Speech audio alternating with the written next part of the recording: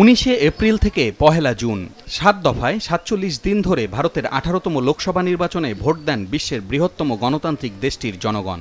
দেশজুড়ে 55 লাখ ইভিএমে বন্দী সেই গণরায় জানা যাবে আজ। স্থানীয় সময় সকাল 8টা থেকে চলছে ভোট গণনা। সবার আগে পোস্টাল ব্যালটে, পরে শুরু হয় ইভিএমের ভোট গণনা। কাউন্টিং স্টেশনগুলোতে নেওয়া হয়েছে বাড়তি নিরাপত্তা ব্যবস্থা। প্রতিটি রাজনৈতিক দলের নিজস্ব এজেন্টের পাশাপাশি রয়েছেন গণমাধ্যমের প্রতিনিধি এবং দেশি বিদেশি পর্যবেক্ষকরা। সকালে গণনা শুরুর আগেই গুজরাটের সুরাট লোকসভা আসনের ফল ঘোষণা করা হয়, যেখানে বিনা প্রতিদ্বন্দ্বিতায় জিতেছেন বিজেপির প্রার্থী মুকেশ দালাল। দিন শেষে জানা যাবে বাকি 542 আসনের ফলাফল। ভোট গণনায় এখন পর্যন্ত যে ট্রেন্ড দেখা যাচ্ছে তাতে 300-র বেশি আসনে এগিয়ে বিজেপি নেতৃত্বাধীন এনডিএ জোট। বুথ ফেরত জরিপ ভুল প্রমাণ করে কংগ্রেস নেতৃত্বাধীন বিরোধী ইন্ডিয়া জোট এগিয়ে 200-র বেশি আসনে। ইভিএমে ভোট হওয়ায় আজই জানা যাবে পূর্ণাঙ্গ ফল।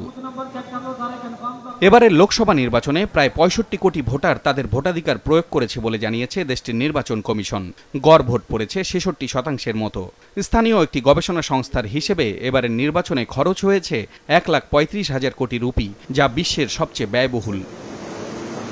লোকসভার 543 আসনের মধ্যে সংখ্যাগরিষ্ঠতা পেতে দরকার 272টি। সব বুথ ফেরত সমীক্ষাতেই বড় ব্যবধানে এগিয়ে এনডিএ জোট। টানা তৃতীয়বার ক্ষমতায় আসছে নরেন্দ্র মোদী সরকার, এমন পূর্বাভাস দিয়েছে প্রায় সব জরিপ সংস্থা। পশ্চিমবঙ্গের 42টি আসনে এবার তৃণমূলকে ছাপিয়ে যেতে পারে বিজেপি, রয়েছে এমন পূর্বাভাসও। যদিও এখন পর্যন্ত গণনায় তৃণমূল কংগ্রেসই এগিয়ে রয়েছে। বুথ ফেরত জরিপের আভাস আমলে নিতে নারাজ কংগ্রেস নেতৃত্বাধীন ইন্ডিয়া জোট। তাদের দাবি ইন্ডিয়া জোট কম করে হলেও 295 আসনে জিততে চলেছে। সব জল্পনা কল্পনার অবসান হবে আজ। এনডিএ জোট জয় পেলে টানা তৃতীয়বারের মতো প্রধানমন্ত্রী হবেন নরেন্দ্র মোদী। এর আগে কেবল এই সুযোগ পেয়েছিলেন দেশটির প্রথম প্রধানমন্ত্রী জওহরলাল নেহেরু। বর্তমান মোদী সরকারের মেয়াদ শেষ হবে 16 জুন। এর মধ্যে নির্বাচিত জোট বা দলকে গড়তে হবে সরকার। ধারণা করা হচ্ছে দিল্লির মসনদে যারাই আসুক, আগামী 10 জুনের মধ্যেই শপথ নিতে পারে নতুন সরকার। পলাশ রঞ্জন রায়, মাছরাঙা নিউজ ডেস্ক।